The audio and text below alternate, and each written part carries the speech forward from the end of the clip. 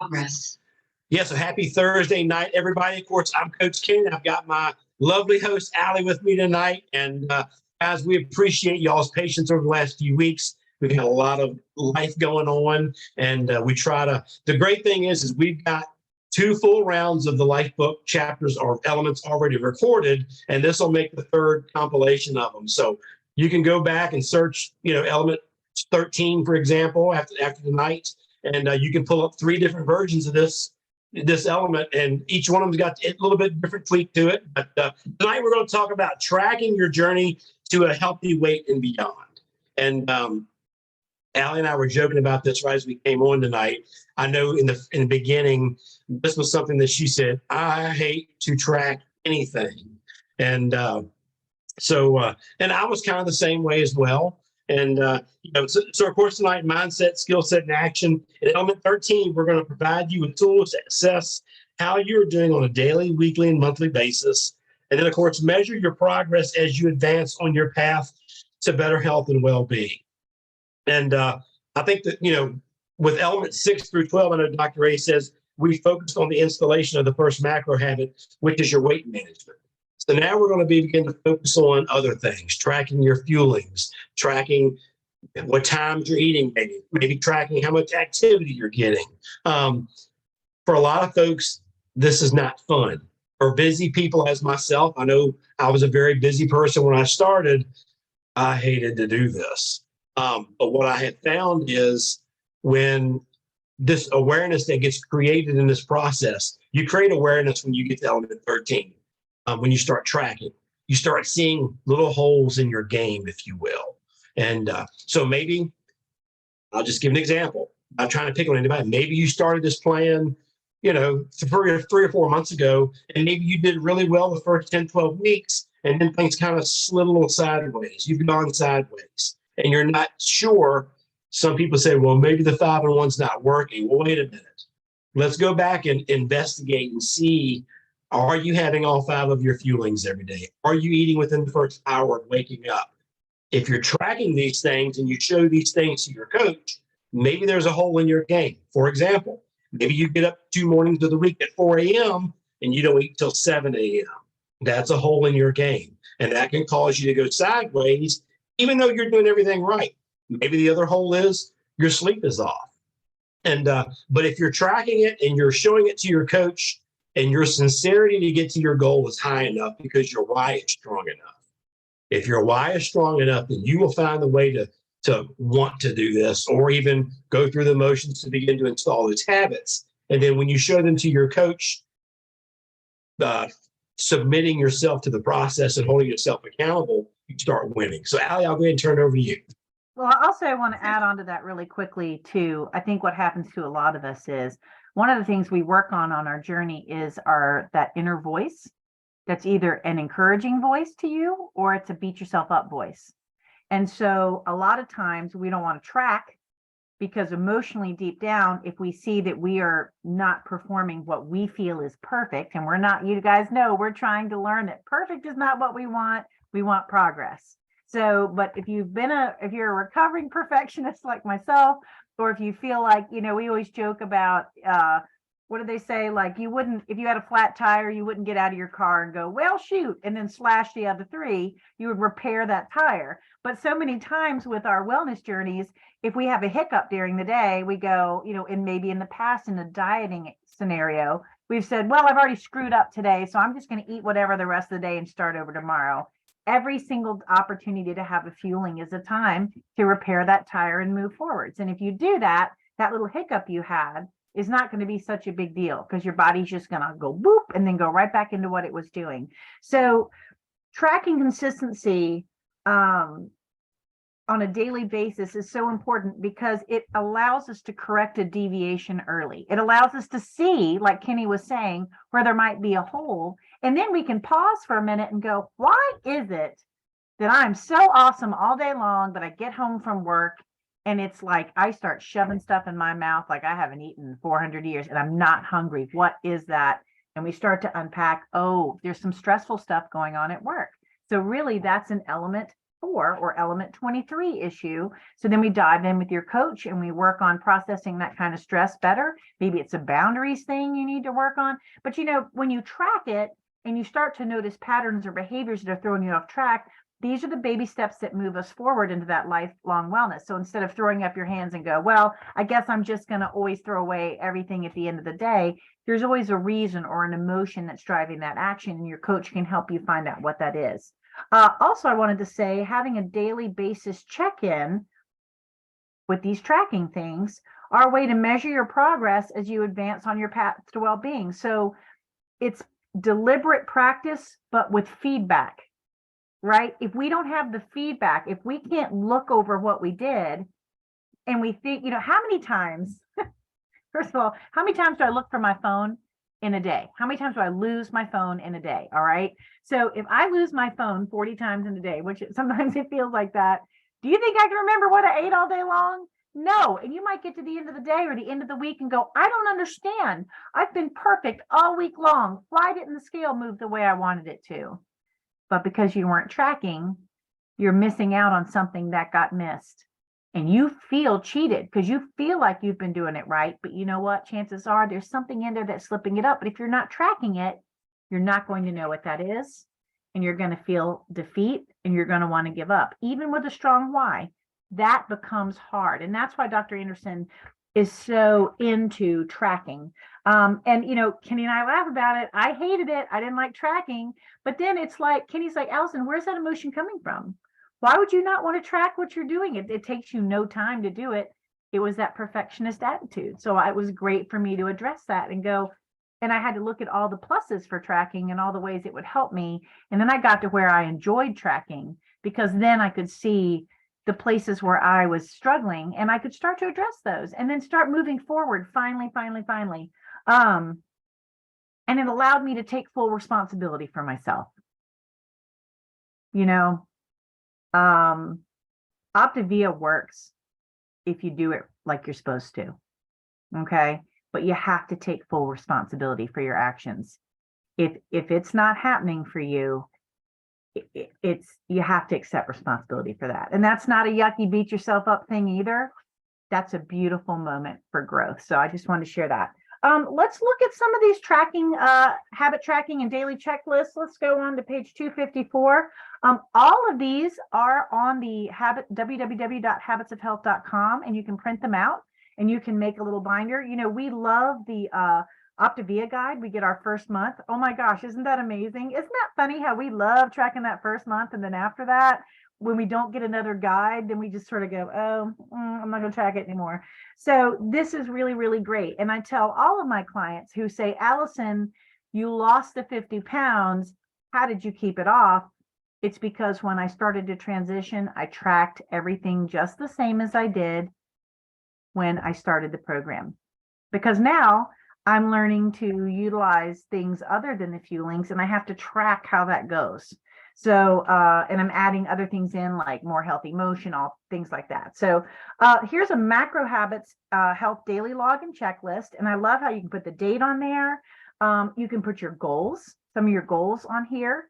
And don't let those, let those be an inspiration to you. Again, not something that you use to beat yourself up. Let it be an inspiration to you. You're going to check your fuelings. Are you making sure you're not going over 3 hours? Is your Lean and Green healthy? Are you doing it like you're supposed to? Are you having cravings? Why are we checking that? Because if you're having cravings, there's something going on there. And your coach can help you unpack what that is. Your hunger level, same thing. Hunger level can increase if you're not getting enough sleep. Did you know that? So that's interesting. And your energy level can also be affected by sleep and by stress. So, those are other healthy habit areas. Also, by being dehydrated, that can happen too. So, and then you've got your, weekly, you're just tracking your weight, your BMI, your waist circumference. And then we're going to look over on page 255. This is the eating and hydration. So, again, it's the same thing, but we're just, and you can add anything to these lists. These are kind of a very basic list, but I also, I'd like to do a healthy mindset habit too. So like I journaled for 2 years straight. every day for 10 minutes. And so I tracked that I got my journaling done. It was a personal development, personal growth tracking for me, because that was important too, that I was growing here as I was healing from the inside out. On page 256, you can see habits of motion. So I don't know if you guys have seen this or not. People ask all the time about exercise on their journey. On the 5-in-1, I believe, we're focusing on that. I always get them confused. There's NEAT and EAT. I think NEAT is the one where it's just your healthy motion all day long. Like you're not sitting for too long. You're getting up, you're washing the dishes, you're walking the dog, you're mowing the grass, you're sweeping the house or the porch or whatever. Those are NEAT activities. And then a lot of people are hung up on the EAT activities, which is the more strenuous, more 30 minutes of hardcore exercise, which comes later on in your journey. But I believe Dr. Anderson talks about steps, and in the 5-in-1, he talks about aiming for 10,000 steps a day. And then when you transition off of the fuelings and you're upping your amount of calories to find that sweet spot of where you don't lose weight or gain weight, he says 10,000 steps a day. And then I think 4 days a week, 14,000 steps. So, and that's a lot. That's like, I think it's like 5 miles, depending on, your stride. So he has here NEAT activities, EAT activities. One of the things he talks about too is that they're finding that sitting is worse for you than smoking cigarettes. So really paying attention to not being sedentary and getting outside, getting fresh air, stretching your legs, finding something. Pinterest is a really great resource for going in there, and it'll be like 30 days from couch to being able to walk a mile, or, 10 stretches you can do daily. I mean, y'all, it is like, you can find something for every single month of the year on Pinterest that you could do that interests you. Healthy sleep, habits of sleep. Am I getting in bed in time to get 8 hours of sleep? If I'm getting in bed in time to get 8 hours of sleep, is my sleep good? What are my bedtime habits? Do I have a bedtime routine? It's good to have a bedtime routine. It helps your body know that you're settling down to go to sleep. How many hours did I sleep? How's my energy level, right? Did I wake up rested? Did I toss and turn all night? Did I go to the bathroom 800 times during the night? Am I drinking too much water, too close to bedtime? All those kind of things. Did I take any naps today? And then just comments on how you're progressing in that healthy habit area. Healthy mind. Did I use stop and challenge and choose today? How did I respond to the challenge? I also love this to say, is there something I see that's going on that's maybe a stumbling block for me that, this grazing habit thing is hard for me. I'm not a grazer. I get so hyper focused on what I'm doing that I'll look up and go, oh, it's been 4 hours since I've eaten anything. So I have to set alarms. I just get really in the zone sometimes when I'm doing something that I love or that I'm passionate about. So that is a stop, challenge, choose moment of, oh, I need to still set my alarms. Y'all, I'm probably gonna have to set my alarms the rest of my life, and that's just how it goes, especially on the weekends, because that's when you get really into yard work or whatever, and you don't realize it's been too long. Did you set aside quiet time for yourself? Did you meditate? That's an interesting one. That's a good quiet time. You can do a great meditation in just 10 minutes. Healthy breathing. Did you spend some time reading an inspirational book or video? Y'all, this counts, by the way. So, and then if you're looking for inspirational books or videos, you can also go on our community page, and people are sharing those all the time. Having some gratitude, writing down 1 to 3 things you're grateful for. I love that. We have a tendency just naturally, biologically, to take in more negativity than positivity. So by purposefully bringing in things that you're grateful for, it helps cancel out that negativity. So if you're the kind of person who has struggled with anxiety or depression in the past, this is an amazing habit to start. And if you know you're going to write down 3 things you're grateful for every day, what happens is during the day, you start looking for those things and you start to notice positive things more than negative things. Going on to habits of healthy surroundings. This is one that when the seasons change or the structure changes from the school year to the summertime, things start creeping back into the pantry, maybe that hadn't been there all year. Like ice cream might start showing up, or popsicles or chips or things like that as you're eating, doing more cookouts and things. So you want to make sure that that is good. But also, you notice it talks about how is your support system? How's your community? if you are trying to not be an alcoholic, it's not a good idea to hang out with your drinking buddies anymore, right? Or, like, so if this is the same thing with us. If we're trying to get healthy, it's not good to hang out with the people who are always like, Allison, come on, just eat the cake, just do it. Come on, like you want to be with people, with like-minded people. Our community has fun things going on. I think last weekend we did something. The Virginia folks went to Maymont Park, which is wonderful, and had a really great time there. I was out of town. I was really sad. I missed it because I love Maymont and I love my people. But we do things all summer long. But you don't have to do something with us. You can create your own group. Other people that are doing this program with you. I apologize. Other people that are doing this program with you, friends, family members, your kids, this is a great time to get outside and get fresh air, and do healthy things together as a family or a community. I talked to my coach. If you don't want to talk to your coach, fine, but do yourself the favor of unpacking where that emotion's coming from and why you feel that way. Your coach loves you and wants to help you. And, and also, we're all different and we all need to be coached a little bit differently. So your coach wants to understand you as a person too. Some of us need the tough coach. We need the Kenny coach who's like, you're going to run before we even start practice today. Some of us need a different kind of coach. And so, one that's super supportive and it's like, let's look at all the good things and let's, not talk about ourselves in a bad way. And, we all need different things, but let your coach know what works for you. And you'll find that you really do want to connect with them. And also that's also part of your healthy surroundings. And you'll find that your surroundings really do help with your health and well-being. It's huge. If you are starting to find that you're backsliding or that you're having problems, look at who you're surrounding yourself with. Here's another one. Ready? Maybe you're surrounding yourself with no one. Maybe you're isolating yourself. Okay.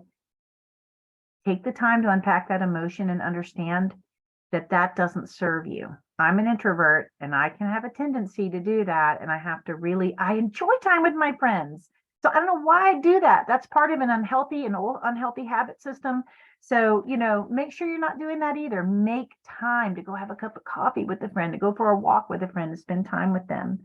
In addition to the daily log, you want to track your weekly progress, have little goals for each week. And if you don't know how to break those goals down into little bite-sized steps, daily steps, your coach can help you do that. I mean, you can break them down into hourly steps if you want, so that you can track your progress. Sometimes I know this sounds crazy, but something's a week away, that just feels really far away. So sometimes you just need to go daily progress. What do I want? Like I have stuff where I'm like, Allison, you need to drink at least 32 ounces of water before noon. Okay. That helps me. That's a little daily progress. And I know that I will get to what I want to need and see on Monday morning if I make sure that I have that done. Have I done that today? No, I did not. So, I'm still a work in progress. That's okay. But these are just little things to think about. Your Habits of Health weekly tracker is on page 260. Sorry, I need my glasses. And you can kind of see, I love it how it has backslide, no progress, or excellent progress. Be honest with yourself on that. Because if you're backsliding or you didn't make progress, that's, again, we're not here to beat ourselves up. We're here to go, that's interesting. I wonder what's going on with me this week. Maybe you're stressed out because it's the end of the school year and there's so many extra demands on you and your children. Maybe you're not taking enough time to take a breath, to pause. Maybe you're grabbing things that don't serve you. Maybe you're skipping eating. Maybe you're isolating yourself. Maybe you're not sleeping well. So figure out what that is, and that can help you start to make progress again. And I love, this is the coolest page ever because at the bottom, you can rate yourself from 1 to 12 each week.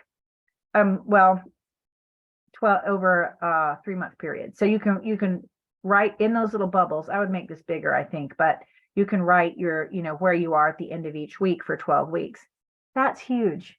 Another thing I love, if you're doing weight loss or water or whatever, you can do little bubbles. You can make it fun. You can do like a little graphic, and then each day you can color in that you hit your goal, and it's really fun to see you making progress. I'm a very visual person, so that kind of thing really gets me excited. And again, you can download the daily checklist and the weekly tracker from habitsofhealth.com. Dr. A suggests you buy an inexpensive loose leaf 3-ring binder with a plastic cover. Y'all, this is my jam. But for the younger folks, there are ways to do this digitally as well. So I like to put stuff down on paper. And then we've got on page 262, the monthly tracker. I love that. That's kind of going back to, what we were looking at on page 260. But you can just print that out. One was weekly, one is monthly, but I love that. I just love being able to see how far you've gone. It's interesting. Some changes you will notice in a week, like you'll make big strides in a week in some things, but some things it's really fun to look over how much you've changed in 12 weeks.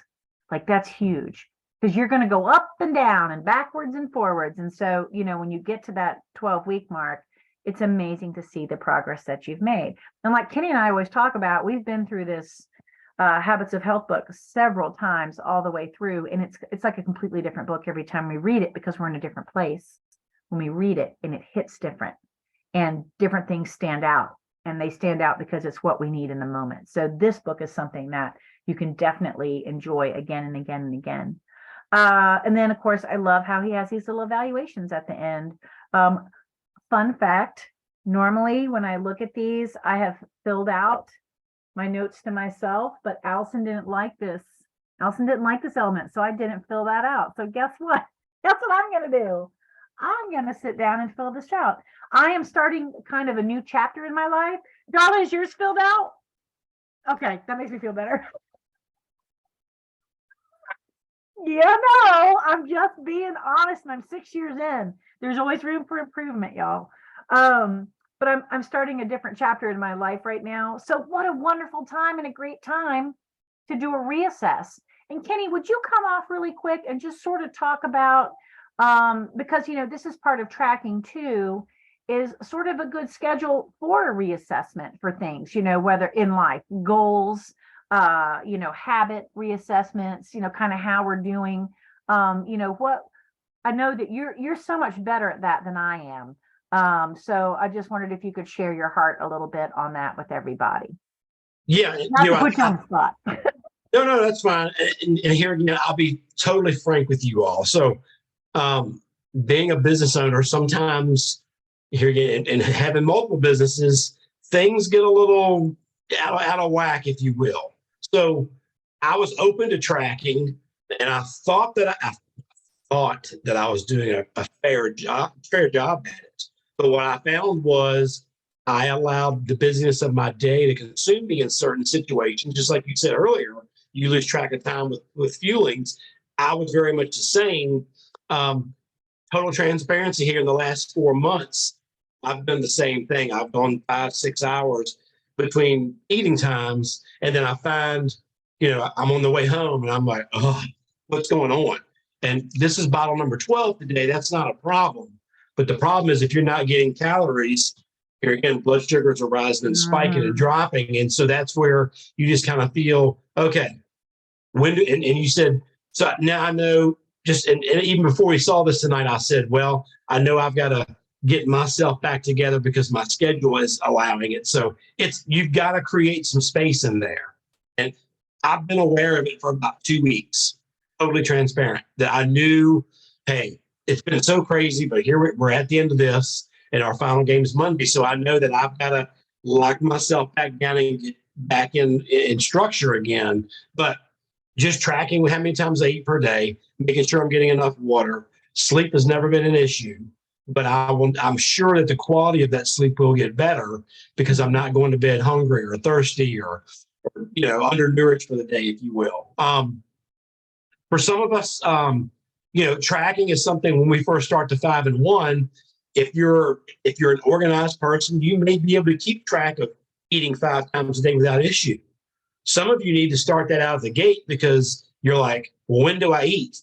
Especially those who are brand new. You're not sure what time you need to eat. And my rule of thumb was 7 a.m., 10 a.m., 1 p.m., 4 p.m., dinner at 6:30, last fueling at 9. And I just kept to that schedule, or even every 2.5 to 3 hours, you eat no matter what. And those who have longer schedules, work with your coach on that. But if I had a longer day, I would just simply make it 3 hours between fuelings, between in my leading green. The other thing is tracking how often you weigh your portion sizes. So when you first start this process, of course, that lean and green meal is essentially the training wheel for what life is going to look like down the road. You've got to get into that habit because here again, I used to be in the grocery business. I thought I knew what 6 ounces of protein looked like. Boy, was I heavy-handed. Boy, was I heavy-handed. So, but and here again, even after 30 to 45 days of doing that, here again, you say, okay, that looks like 6 ounces of steak or 5 ounces of steak. I'll cut a piece, put it on the scale and make sure. And if it's over, if I'm 5.15, nope, the 0.15's got to go. Got to cut it off and eat it real quick. Right? Yeah, just yeah. So that was me because I didn't. Here again, that previous person that I used to be would lick the bowl for the cake batter. So we're not going to do that. But anyway, but just making sure that we check the box on, staying in that structure. And here again, just like I said, if you practice weighing those portion sizes for 30, 45 days, you kind of get a really good idea of what it looks like. And then you kind of get away from it. But it's always good to go back and just check. Hey, it's been a month since I've checked myself. Let's see where I'm at. I'll cut a slice, put it up there, and I'm either right at it or pretty close. And so as long as you create that awareness, I think that's the key. But creating that awareness for some people, just like you said, around water, hitting that number, certain amount of ounces of water at a particular time during the day is definitely key. And as we switch seasons, so now we're going into warmer weather, it's easier for us to get behind on water, but it's more important for us to get more water, if that makes sense. So, as you're working outside, yes, if you've been drinking, and I'll just use 80 ounces of water, if you're outside like I am every day, you've got to get another 25, 30 more ounces. You've got to do it, or you're going to be behind the 8 ball tomorrow, and then you may feel hungry. So when that question says, are you hungry? That could be a reason why you're hungry is you don't have enough water in your body. So it's just good to go back and recheck those things on occasion. But this is all about creating that awareness. But this is also about testing yourself. And here again, you said earlier, and I'll just be frank, guys, I've coached for 5 years. I've had some clients, they start off great, and after day 4, I'll call them and they won't answer the phone. They just think they've got this under control. But what I know from experience is they may not be tracking what they're doing. Maybe they're supposed to drink 100 ounces and they drink only 64 ounces. Well, the book says 64 ounces, but you weigh 300 pounds. So you're not getting enough water in every day. And so with that said, if you're watching this and you're one of my clients, know that I'm here, pick up the phone, call me. It's a judge-free zone because guess what, guys? I am 5 years, 1 month, and 11 days into this process with you. Yeah. We all go through these phases, these seasons, these ebbs and flows, and these highs and lows. And here again, if you're open to being helped, now is the time to reach out to your coach and start today because you can make a whole lot of progress in a very short period of time. And if you're one who's you've been in and out with your coach, just like Ali said, peel back why that is. Is it because, well, on Friday nights, I like to go out and drink wine with the ladies, whatever that is. So just use that as an example. Maybe you like to have a piece of carrot cake. That's my thing. It's my jam. Maybe you like to have that piece of carrot cake once a week. That is, so talk to your coach about whatever that is.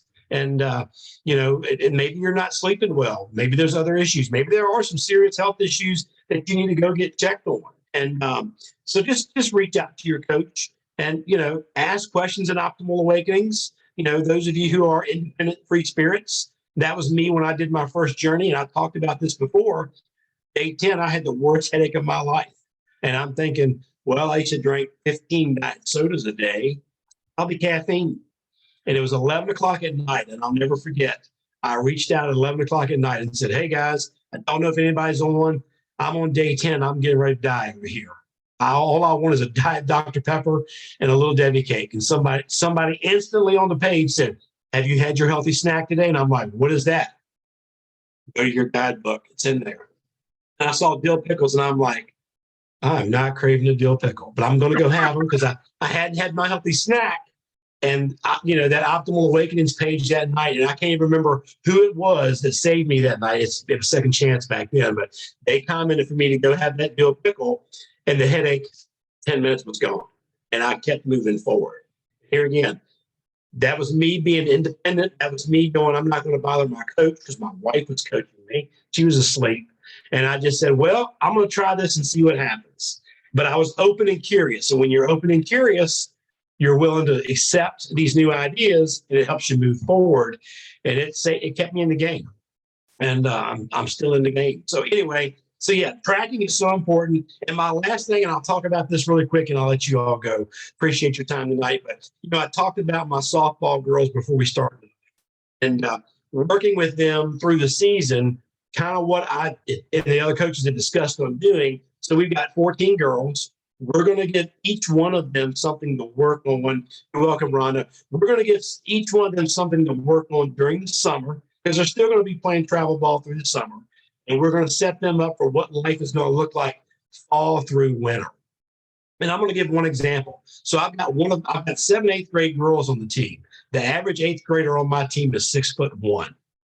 They're big girls, all tall. Woo! Yes. So I've got 2 of them. They've stretched out so much. One of them went from a size 7 last year to a size 10 now, shoe. So their hamstrings are super, super tight. And I'm like, we've got to work on your flexibility. And they're like, well, I'm trying to reach over and I'm just stiff. And I'm like, this is how we're going to do it. I'm going to give them a chart, and I'm going to have their parents sign off on it. They're going to need to get down on the floor and stretch out their hamstrings in certain positions every night. And I'm going to tell them, spend 5 to 10 minutes a night on it for the next 180 days. So that when we get to February, if you're sitting there, you put your feet flat on the floor, how far can you touch? We're going to measure that first, and then we're going to set a goal for them, maybe 6 inches further, 3 inches further, whatever that goal is. But we're going to use tracking, and I'm going to have their parents hold them accountable. I just sign off on it and send it out, because I know if they follow this, they will get 3 or 4 inches more stretch, through the next 180 days. It's going to make them a better ball player, because just like I said earlier, I asked all of them at the beginning of the season, I said, who wants to play college ball? All of them raised their hand. If you want to play college ball, or if you want to get healthy and lose weight, you've got to do what's uncomfortable for you every single day, no matter what. No matter what, you've got to do the uncomfortable to step your game up. But yes, that uncomfortable, it makes it so when you get to where you want to be, you're not uncomfortable. All these little things we're doing now, if you think, I don't want to be uncomfortable this summer, all the little things we're doing now are going to make it so that we are not going to be uncomfortable this summer. And every time we do something uncomfortable, it actually makes life easier and better and more joyful and more free. So it's working this direction. You can be uncomfortable and go that direction, which is how most of us are coming into this. But like Kenny said, he's talking about doing little things now in our day-to-day that are going to make us, it's going to be uncomfortable, but it's leading us into a more comfortable place. And it's growing our strength in here and here. And that makes it so that uncomfortable isn't hard to do. Yes. And I'll wrap up with this. All of these things that I just talked about, whether you're playing softball, whether you're trying to lose weight, maybe you're trying to pay off debt. I've helped a bunch of people do the same thing with that. The same process, this same process right here applies across all those areas. And what I found is this: those who are unhealthy are likely debt, financial straits. They're struggling. They're not only struggling in their health, but they're struggling spiritually, emotionally, financially. All these things are wrapped up together. So when you start helping somebody see those little wins by tracking, hey, they get 2 or 3 weeks into this and they're going, hey, I'm starting to walk more, and I've noticed that my steps have gone up from 7,000 a day. Now I'm doing 10,000 a day. So they start to see those little wins. Tracking helps you step into the person that you were designed to be, and it helps you see that person that you are becoming. And it also helps you build more confidence as you grow. So as you get to 15,000 steps, you're like, well, what else can I do? Maybe you can go run a 5K or what, that's why you've always got to stretch yourself no matter what. And because it helps you step into that next phase of your life, because we know this, if you're not, and that's why we call this a health journey. If you lose 100 pounds, the first thing I'm going to ask you is, what do you want to do next? And because if we don't push you to the next thing, you start sitting. And when you start sitting, some of those old friends start coming back around. God, can you look good? Let's go out and have a drink tonight. Let's go to Buffalo Wild Wings. Da, da, da, da. You fill in the blank. And so those old habits creep back in. But if you're chasing something else, by tracking, you're creating this awareness of, hey, if I keep this up, I'm going to get better. And that way you've got something to constantly chase at, and it keeps you engaged and it keeps you involved, and the journey goes on. And that's what this is all about, guys. Well, I think that's it for tonight. That's it. Thanks, everybody.